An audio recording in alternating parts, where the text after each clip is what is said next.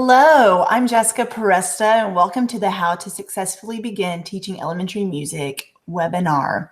I'm so excited you're joining me today, and I am so excited to present this information to you. We're going to go ahead and get started, and before we do, go ahead and silence any electronic device you have, and make sure you only have this screen open because I'm going to be sharing some slides that I want you to be able to see.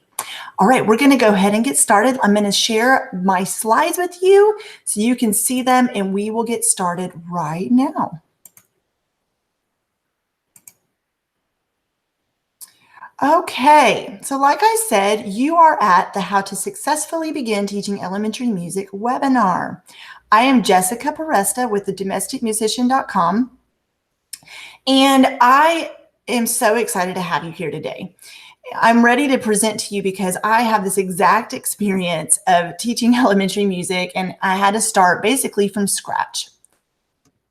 This webinar will help you if you're right out of college, new to teaching elementary music from another subject, or at a new school. In this webinar, you'll learn what you really need to know about teaching elementary music, because there's a lot of things out there people say you need to know, but this is what you really need to know. What teaching resources you need when you're just starting out. How to effectively set up your classroom. Awesome classroom management techniques that work. So if any of those have been sounding like you, if you've been needing help with any of this, go ahead and give me an amen, an uh-huh, or a yes in the comments, or you can just say it silently to yourself. That's fine also. So do you feel stressed and overwhelmed teaching elementary music? And hopefully you don't, but if you do, you are in the right place, because this was exactly how I felt when I first started out. Or maybe you haven't even started yet and you are wondering what the stress and overwhelm might feel like. So like I said, or are you new to teaching elementary music and you don't know where to start? This webinar is for you then. We are going to talk about all of that. I know exactly how you feel and have felt the same frustrations. How do I know this? Because this was my exact experience. So who am I exactly? How do I know how to present this information to you? I dealt with coming right out of college, feeling unprepared, not having any teaching resources or budget, being assigned a mentor teacher who knew absolutely nothing about music, and having to figure it out all on my own. Can you relate to any of these experiences? Let me tell you a little bit more. So I graduated college in December, and then I got my first, with a music education degree, got my first teaching job in January, so the middle of the school year. And so not only that, the school I started at was a low-income elementary school that hadn't had a music program for 7 years. Yes, 7 years. So I knew no other music teachers, had a mentor teacher who knew nothing about music, and was at a brand new school in the middle of the school year without a music program for 7 years. It was a little crazy. So maybe you can relate to any of that. Maybe your situation's not as extreme as mine was, but maybe you can relate to one of those I just explained. So let me tell you a little bit more about me, and then we're going to jump right into the content. I'm a wife to a tall man, he's 6'6", and then mama to 3 little boys. Yes, 3 boys, they're 8, 6, and 3. It's a little crazy around here and always loud. I play piano on my church worship team. I love sushi, coffee, and Netflix is my jam. I'm a total introvert, believe it or not, because my friends do not believe me when I say that, because they say I come across very outgoing. When I'm not building Legos or drinking all the coffee, I'm cheering on the Arkansas Razorbacks. Woo Pig Suey. Yes, I'm an Arkansas girl. And so I love me some Razorback football and basketball. I've lived in Oklahoma and Arkansas my entire life, and Arkansas is where we decided to put down our roots. I would love to hear where you're from. If you want to tell me in the comments, I would love to know where you're watching from. And if you're ready to get started, give me a let's go or woohoo in the comments, or you can just say it, like I said, silently to yourself. Make sure you stay until the end to find out my top 3 favorite music education quotes and for a special surprise. I love hanging different music education quotes around my classroom because the kids are able to look at the posters and really read. You know, kids like reading on the wall, any bulletin boards you have put up around the room. Okay, so let's go ahead and get started without further ado. Okay. So the first thing I want to talk about is what you really need to know about teaching elementary music. There's a lot out there, even if you learn in college, what you need to know, and it's overwhelming going in because you're like, oh my gosh, I need to know all the things. I got to do this, and I'm not prepared. Well, here's what you really need to know. I'm talking like that first few months, the very first year you're teaching, what you really need to know. Everything else will fall into place, but here's what you need to know. First thing I want to tell you, this may sound self-explanatory, but I wish someone had given me this advice when I started. Your bad days may outweigh the good at first, but that's okay. So what I mean by that is you're going to have days where you feel like nothing is going right. You feel like the lessons you prepared, they're just not translating well to your students. Excuse me. You're going to have days that you feel like you maybe drop, not saying I did this or anything, but you may drop the students off at the wrong classroom. Things are not going to go 100% okay right away. And this goes for any teacher, no matter what subject they're teaching. Their bad days may outweigh the good at first because you're brand new and you're figuring it all out as you go. Give yourself grace is the main thing I want to tell you. And it's perfectly normal to feel this way. The most important people you need to get to know are the janitor and secretary. And you're probably like, what? Why? Why them? Okay, well, first of all, respecting everyone is important. I had a college professor, he taught one of my music methods classes, tell me this. Make sure the two most important people you know are the janitor and secretary. And I didn't fully understand what he meant until I actually got into my classroom, because I cannot count on my fingers and toes the amount of times I needed my janitor to help me move the risers from my classroom to the gym stage. I did not keep them in the, at first I moved them back and forth, and then I got smart and just kept them in the gym stage because that's where I did my programs. I needed him for that. I had numerous students pee on my floor. I don't know what it is about the music classroom with the tile floor, but man, I'm telling you, the amount of times I needed his help, or changing a light bulb or whatever. The secretary helped me tremendously with my first year when I didn't even know how to book a field trip to take my honors choir out, or when I needed her help fixing a computer in my classroom because she was also in charge of the tech in our building. Things like that. You're really going to need their help with a lot of things. So making sure they're being pulled in 100 different directions, that you have a good relationship with them, is very important.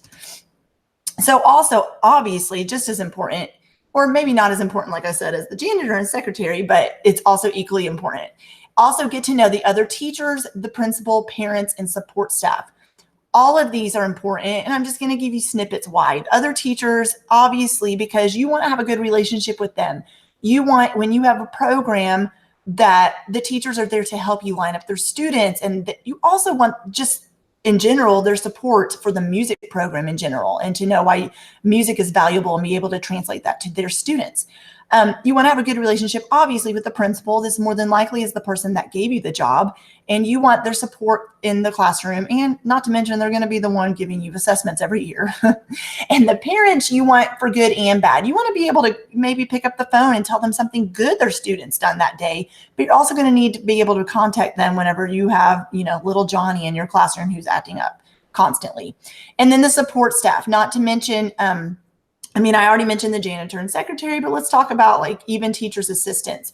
A lot of times, and this happened to me when my oldest son was a baby, you're going to have to step out sometimes to take them to the doctor, or leave a little early. Maybe even you're just out for an hour or two, so you don't even need a substitute teacher. A lot of times these are the people that are going to be helping you out. So making sure you have a good relationship with them and you're respectful of their time is very important. The next thing I want to tell you is you're going to feel lonely a lot. And I'm just keeping it real with you. I felt like sometimes I was on an island, because a lot of times in an elementary school, especially, you are the only music teacher. In a secondary school, middle or high school, sometimes you'll have choir, general music, and band and orchestra. But in elementary music, unless you're at a large elementary school, you're going to be the only music teacher. So like I said, forming those relationships with other teachers is very important. And let me tell you, at the beginning, you're going to feel lonely, but once you get in there and you start teaching regularly and you're in there, the next year will get easier, and you're going to start feeling like, you know what, I'm starting to form relationships with these teachers, and you and the art teacher get pretty close. But at first you're going to feel lonely, and I promise you it's normal. You'll begin to get to know other teachers, music teachers in your district, and you'll know who to reach out to eventually. And I really want to tell you, it's okay to be you. What I mean by this is, do not compare yourself to other teachers. Just be you. You choose your method of teaching. You have your own teaching style, and use your unique personality. I really wish someone had told me this because especially starting in the middle of the school year, I remember just thinking, okay, what did I do when a student taught? Which teachers did I already observe teaching? I didn't, know any other teachers in the district. So I was like, oh, okay, well, I remember this teacher did it this way, so I'll do this. Well, that didn't work with my students. I had a very, very, very, if I can be honest, hard demographic of kids I taught. And so it was a lot of behavior issues. I had to really adapt quickly to what I needed to do. And I finally realized, you know what? I'm going to be me. I'm going to use my personality, and it's okay to teach the way I teach. I don't have to follow anybody else's way they're doing it. And so I want to tell you that it's okay to be you. You may have expectations put on you by your principal, or maybe your district uses a certain method of music. So obviously you need to be respectful and do what they want you to do. Don't just be like, well, I'm going to do whatever I feel like. No, but I mean, use your own personality to teach. You'll be worn out. You're using your voice to teach and sing, and you're constantly moving. I did not realize how exhausting teaching elementary music to kids would be until I got in there and did it every day. I mean, you are pouring all of yourself into your students day in and day out, and you'll be mentally worn out too. You're figuring things out as you go every day, and the first year is a learning curve. I lost my voice my first year teaching probably a good 2 times a year because so much talking, so much singing every day. I mean, I was constantly gulping water down. So you will be worn out. And when you go home from school and you're like, is it normal to feel this tired? Yes, it is. Okay, number 2, excuse me again. What teaching resources do you need when you're starting out? Okay, so let me tell you, start with what you have. Back to the not comparing yourself to another teacher. If you look at, let's say you have a music teacher down the street and they've been teaching 20 years. Okay, so their classroom is going to be full of the best instruments you've ever seen, probably ever. They have a full curriculum. They have computers in their classroom for their students, or tablets, or a smart board. Don't compare. Start with what you have. If you walk into a classroom like I did your first year teaching, and you have textbooks that are 10 years old, I'm speaking from experience here, maybe 1 or 2 tiny instruments to use what you have. I promise you'll still be able to teach music effectively. So before I talk about rhythm instruments, back to using what you have, the kids always have their voice and they always have their body. So have them singing, moving, and doing body percussion constantly. Okay, so rhythm instruments. What do you really need when you're starting out? Well, drums and small rhythm instruments, okay? So when you're just starting out, you see, like I said, class sets of, big djembe drums. I've been in classrooms before where I've seen like tubanos and djembes, like a full class set. I never even got to that point. I probably had 3 of each when I finally built to that point, maybe 5 total drums in my classroom. That's a good goal, I feel like, to build to, unless you're planning to have like a drum circle or some kind of, extracurricular drum activity. And the small rhythm instruments, I would say a pair of rhythm sticks for every child. And then, a few other rhythm instruments sprinkled in there, like shakers or whatever you find effective for your teaching. Remember, using your own teaching style. And when you're starting out, though, I would personally just get a set of rhythm sticks for each kid and start with that, because like I said, you can always use body percussion. Melodic instruments. Okay, so your goal is to work up to having xylophones, metallophones, glockenspiels, and boom whackers if you like boom whackers, and then recorders for probably 4th and 5th grade. I've seen some teachers do it with 3rd, but I did 4th and 5th grade recorders. But let me tell you, I never even did recorders till my 5th year of teaching for a lot of reasons. But so xylophones, metallophones, and glockenspiels, these are what, like I said, you probably see classrooms where the teachers have been teaching for whatever many a years, and they have a ton of them. Your goal is to if you have nothing in your classroom, start out with 1 of each. Start out with, or maybe you don't even have enough money to get 1. That's fine. Maybe your goal is, okay, my 3rd year of teaching, I'm going to get 1 of those sets that come with the xylophones, metallophones, and glockenspiels. And there's a class set. I think it has like 3 of each in the set. I can't remember off the top of my head, but they have good sets out there. But your goal is to work up to having some of those in your classroom. Okay, so what you really need when you're starting out, I would say start with a good set of boom whackers. Or they also make those little tiny glockenspiels, the little red and white xylophones. They're really old, but those are really not that expensive. And so if that's all you can afford at the time, That's completely fine.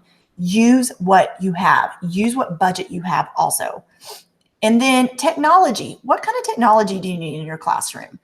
Well, you obviously need a computer. And I don't know if your school is like mine was, but I was given the dinosaur computer that always died because, I was the music teacher after all. And then I worked up eventually to having 2 student computers in my classroom I used with centers, but it took a while to get those.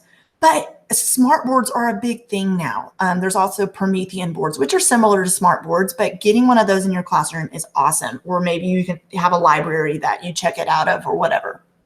You'll need something to play music on, obviously, whether it's a CD player or an MP3 player that you just play music from your phone, however you want to do that. I liked having a CD player because a lot of the curriculum come with CDs to play. And so I just really enjoyed, I don't know, I'm old school like that. I liked having one of those in my classroom.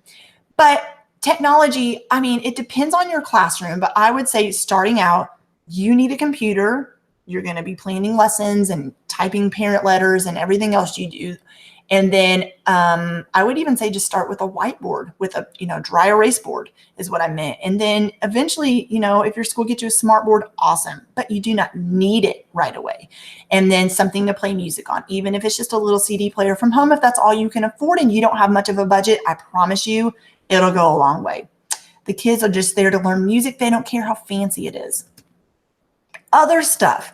Okay, what other stuff are you going to need in your classroom? Well, we talked about risers, and it's up to you if you keep them in your classroom or not. Like I said, started out with risers in my classroom, and then I moved them and just kept them in the gym because, like I said, there was a stage in our school gym, and I got sick of moving them back and forth because they were already kind of falling apart. So it's up to you if you want risers in your classroom or if you just want them for programs. And then you will need a desk, obviously. You will need something like a keyboard or a piano to play for the kids. And then you're going to need your teaching materials and curriculum, maybe something to keep those on while you're teaching, like a music stand at the front of your room or a podium. And then bulletin board stuff to hang up around the classroom. And then also, I also had eventually worked up, we already talked about the instruments, but I also had, because I'm a pianist, I had, there was actually a set of old keyboards boxed up. Remember, my school had music for 7 years, and I eventually set up a few keyboards and had those. I kind of implemented teaching a little bit of piano in my classroom too. That was a completely personal decision. But so risers, a desk for you, and then your teaching resources and curriculum and some bulletin boards. And then the other instruments we mentioned earlier is pretty much all you need to start out with, you guys. Don't make it too complicated.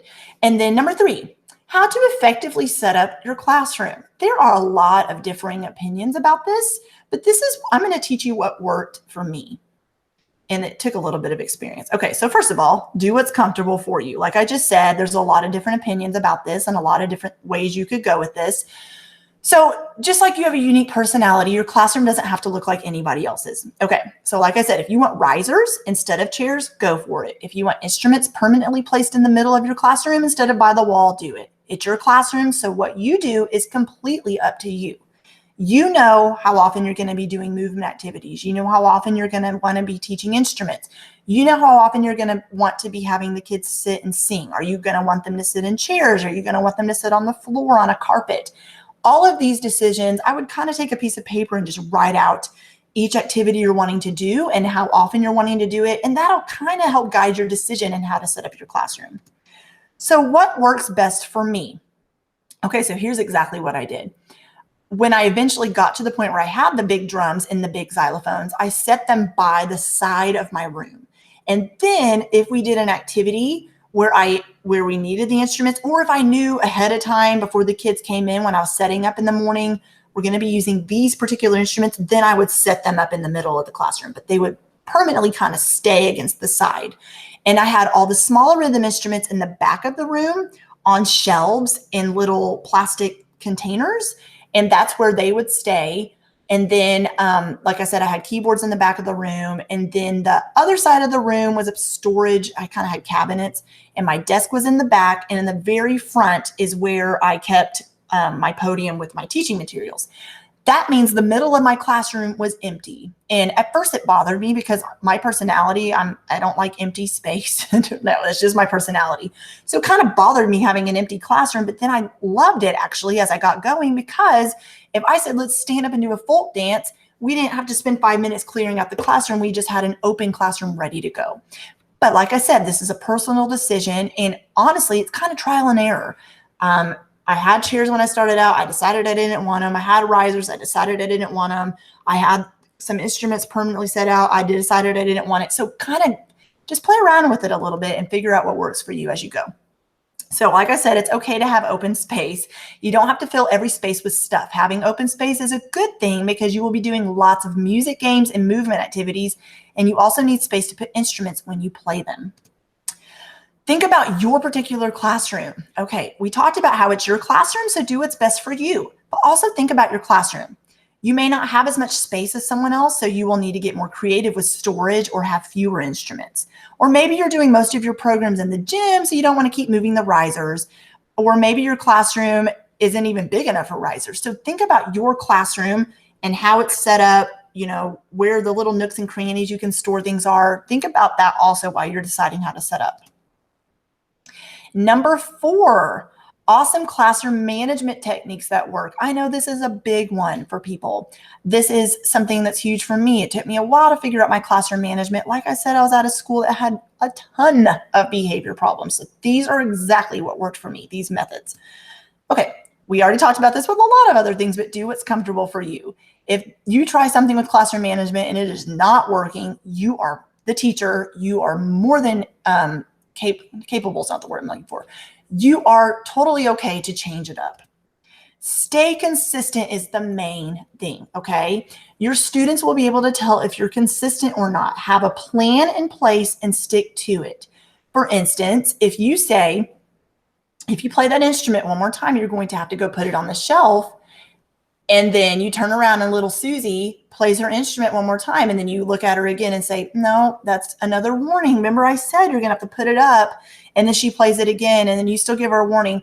Well, little Susie and then all the other kids around her are going to know, oh, well, you know, I'm going to use my name. Miss Presta said I would have to put it away, but she's not making me. No, I don't want to say making me, but you know what I mean. She's not telling me to do it. So if you tell little Susie to put her instrument away after she plays it, if she's playing it out of turn, then you need to have her put it away, because I promise you, not only will she learn not to do that again, the rest of the class is watching what you're doing, and they're going to really be able to tell if you're following through with your word. Okay, so one of the best pieces of advice I can give you is have a procedure for literally everything. If for the kids walking into the classroom, have a procedure for that. How do you want them to get in there? How do you want walking out of the classroom? How are you going to have them walk out? What are you going to do if they don't walk in correctly or walk out correctly? What are you going to do about talking? What are you going to do about, like I said, the instruments? What's your procedure for singing? What's your procedure for if they have a question? I don't feel like you can have too many procedures. Yes, obviously don't post them all on your wall. That'd be way too many, but make sure the kids know. I just feel like the class flows so much better if you have a procedure for literally everything you do. Even the littlest things that you don't think should need a procedure, like what do they need to do if they need to blow their nose? I didn't realize I need a procedure for that until every single kid all of a sudden needed to blow their nose and nothing came out of their nose. So yes, making sure you have a procedure for everything. So your class will just flow so much smoother, I promise you. Okay, so remember, you're the teacher. It's your classroom and your rules. Students need to know that they are expected to follow the rules. We talked about that already a little bit. And then sticker charts work wonders. This is my absolute favorite thing to do for classroom management. So what you do with sticker charts, or what I did, I should say, is have the classroom teacher's name on it, and then you laminate it and hang it on your wall somewhere.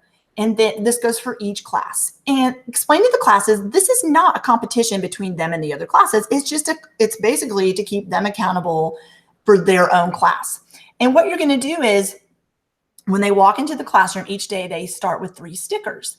The class as a total, so it's a class effort. Music is a class effort, not an individual activity. They either keep the 3 stickers, or if the class is acting up a little bit, then they lose 1. If they're acting up more, they lose 2, or they can lose all 3.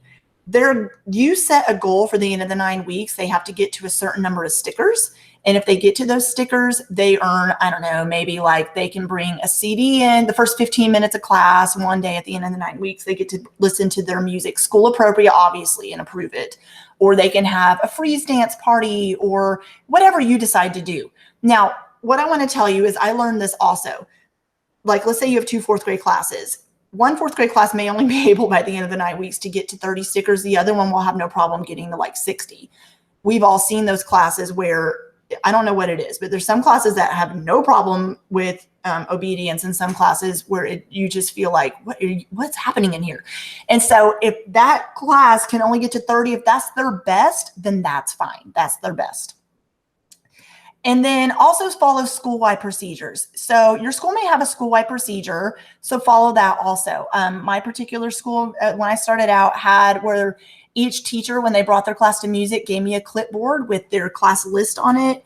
And they would get, I could put a tally mark by the kid's name. Like I gave them a warning. And then if they were still acting up, I would put a tally mark by their name. But your school may have something different where they follow a school-wide procedure. But if they don't, definitely just have your own procedures in music. Since you stayed until the end, I want to leave you with my 3 favorite music education quotes I told you about. Okay, music education opens doors that help children pass from school into the world around them. A world of work, culture, intellectual activity, and a human involvement. The future of our nation depends on providing our children with a complete education that includes music. And that's by Gerald Ford. The next one is music enhances the education of our children by helping them to make connections and broadening the depth with which they think and feel. If we are to hope for a society of culturally literate people, music must be a vital part of our children's education. And that's by Yo-Yo Ma. And the last one I want to leave with you is I would teach children music, physics, and philosophy, but most importantly, music. For the patterns in music and all the arts are the keys to learning, and that's by Plato.